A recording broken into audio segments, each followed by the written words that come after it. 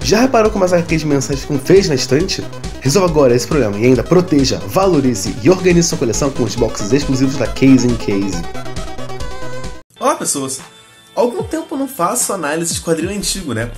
E como tem bastante rumor por aí rolando de que, assim como o Coringa recebeu um filme próprio, tem chance do Lex Luthor receber um filme próprio dele, estão falando que vai ser baseado nesse quadrinho aqui. Lex Luthor, biografia não autorizada. Então, eu aproveitei que eu tenho aqui a versão antiga da Abril, dei uma lida e vamos fazer uma análise disso aqui, né?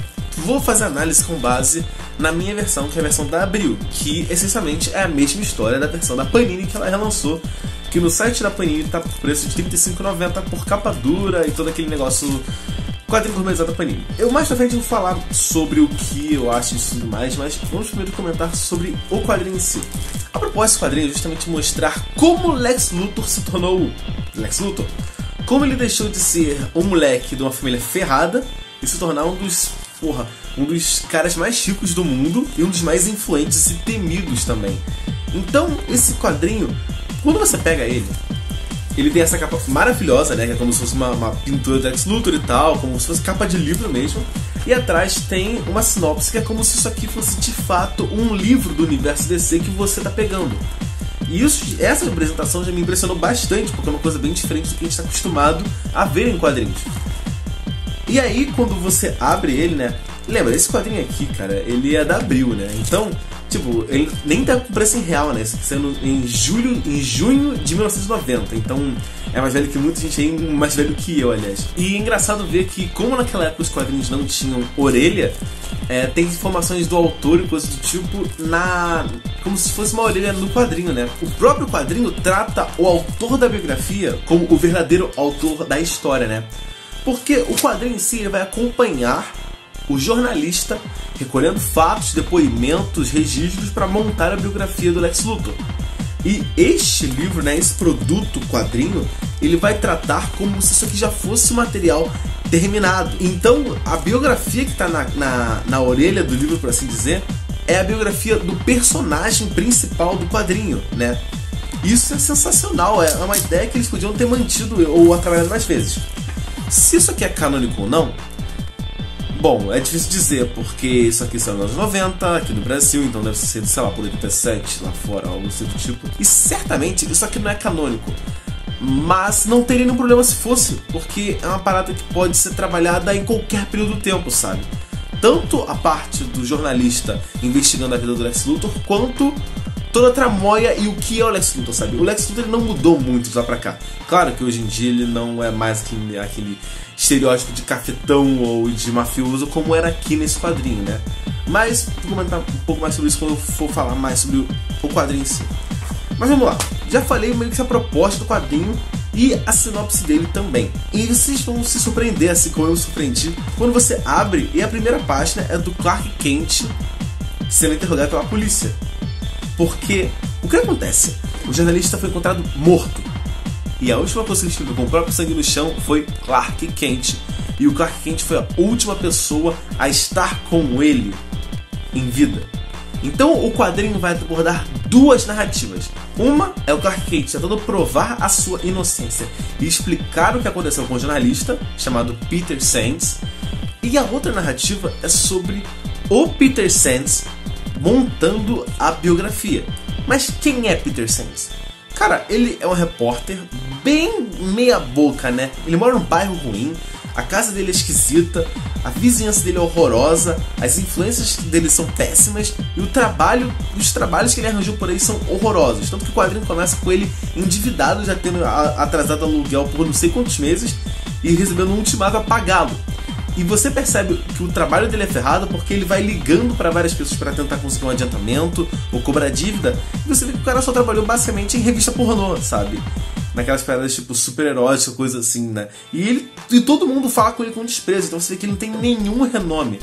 Porém, ao que tudo indica, ele já escreveu um livro muito interessante, revelando um pouco das falcatruas de um cara que na época que esse quadrinho saiu, era só um cara rico nos Estados Unidos.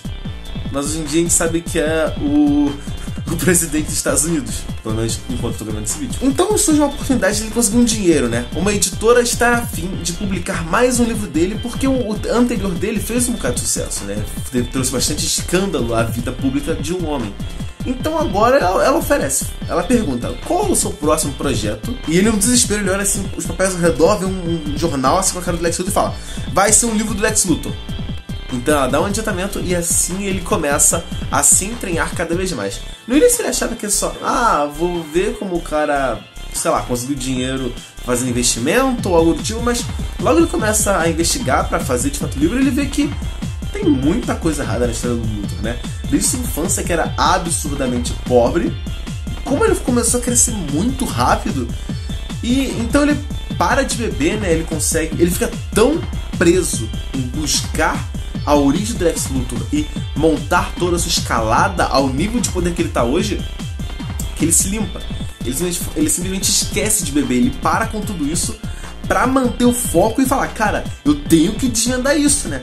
Sabe quando você tá muito embrenhado em fazer alguma coisa, você tá muito dedicado, você esquece da vida, você não percebe o tempo passar, você até esquece um pouco de se cuidar por causa disso?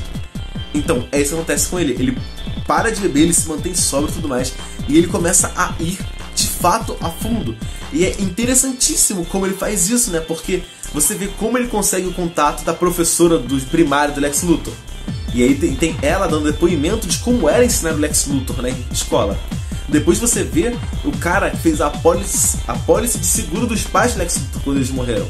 E você vai vendo, assim, cada pedacinho da história. Tanto o fornecedor de empresas do Lex Luthor, quanto um cara que trabalhou com ele no momento, uma secretária. E você vê o cara indo atrás de várias partes do Lex Luthor e montando. E você, não é como se você estivesse lendo a biografia dele.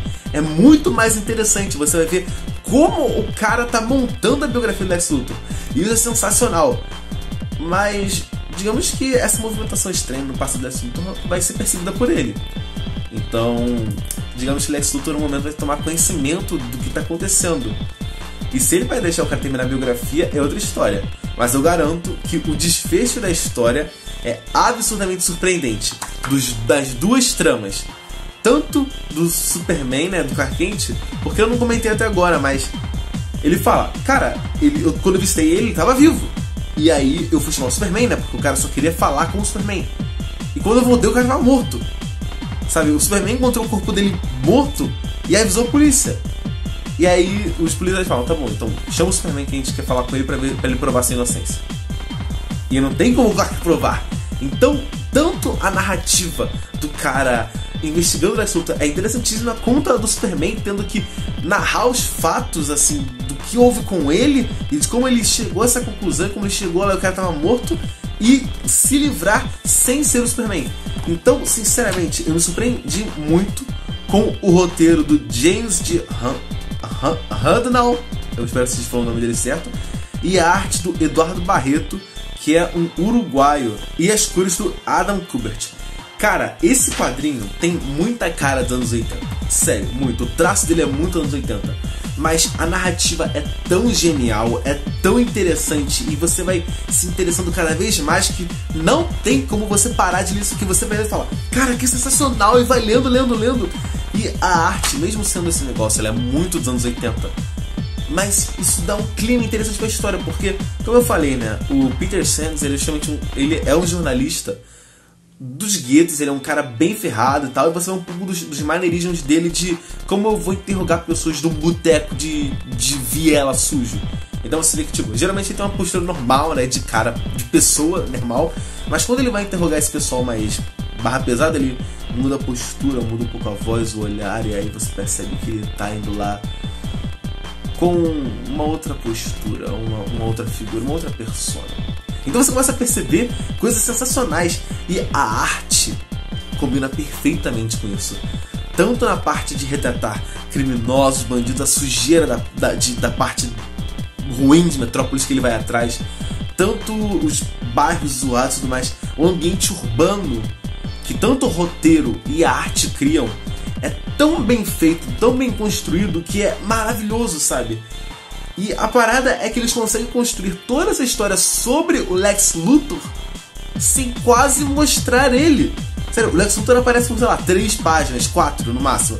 Ele aparece na primeirinha, ele aparece na primeira, na última e acho que mais uma perdida no meio aqui, sabe? O Lex Luthor quase não aparece na história. E isso é sensacional. Mas você percebe que a história é sobre Lex Luthor. E como eu falei, independente de ser um quadrinho dos anos 90 ou 80 ou a idade que for, a história é atemporal, sabe? Não tem nada que tá. As pessoas fumam em ambientes fechados, os telefones são de disco, não tem telefone celular e tudo mais. Mas tirando esses detalhes, você percebe que essa história pode muito bem ser canônica. Ela pode se passar em qualquer universo DC. Tanto pré-crise, pós-crise, o 952, qualquer universo, essa história se encaixa. Então, querendo ou não, essa é, ao meu ver, a história de origem definitiva do Lex Luthor. E, tipo, mesmo que outros quadrinhos no futuro venham a tratar da origem dele, eu sempre vou falar assim, sempre vou completar as lacunas que a história futura possa vir a ter com os detalhes contidos aqui. Então, se você gosta dos vilões da DC, se você gosta do Lex Luthor, se você gosta de narrativas investigativas e policiais, né, e tudo isso, você vai adorar isso aqui, porque o Superman nem aparece, né? É uma história de Metrópolis completamente urbana, e investigativa e sensacional. Não tem nenhum envolvimento do Superman. É uma história que se passa em um mundo de super-heróis que não mostra um super-herói. Não é sobre um super-herói, é sobre o vilão dele. E, cara, isso aqui é sensacional. Sério, é um dos melhores quadrinhos, assim, antigos que eu parei pra ler. Agora, qual edição você deveria pegar, né? A da Abril ou a da Panini? Eu não tenho a da Panini aqui para comentar sobre ela, mas eu vi que no site da Panini tá falando que não é só isso aqui. Isso aqui, né? Essa coisinha fina aqui é só Lex Luthor, biografia não autorizada. Beleza. Lá tem outras 2 revistas, né? Se não me engano, Action Comics não sei quanto e Man of Steel não sei quanto. Não, histórias antigas que podem ser complementares a essa, mas isso aqui é uma visual novel, uma graphic novel completa em si só. Então, o que quer que tenha no material da Panini é só complemento. No geral, eu recomendo você pegar da Panini porque tá atualizada, uma coisa deve ser melhor, vai durar mais e, sem dúvidas, é muito mais fácil de achar que isso aqui. Eu achei isso aqui porque eu reviro o sebo direto. Então, eu não vou trocar da Panini por isso. Eu não vou trocar essa pela da Panini, porque a história é muito fininha. Mas, se você quer essa história, se você se interessou por tudo que eu falei aqui agora, pega a Panini. Porque ela não tá tão cara quanto a maioria dos encadernados, né? Tá quase a um preço de encadernado capa cartão. E a história é maravilhosa. Sério, o preço que a Panini tá cobrando por essa história na versão da capa dura dela vale cada centavo. É muito, muito boa. Sério. Então é isso. Se você gostou de análise de material antigo, né? Eu fiz há um tempo o vídeo da revista solo do Guy Gardner, vou deixar aí no card pra você ver. E vocês gostaram muito, então eu vou continuar trazendo análise de quadrinhos antigos pra relembrar um pouco, né? E hoje eu tenho aqui o próximo da pilha de análises antigas, que é isso aqui, Superman Dia do Juízo Final, que também é uma história investigativa sobre repórteres em um mundo de super-heróis. Então eu espero que você tenha gostado desse vídeo, eu espero ter sido útil pra você, ter trazido seu interesse a um quadrinho mais antigo que a Panini tá trazendo de volta. E é isso. Eu vejo vocês no próximo vídeo e falou!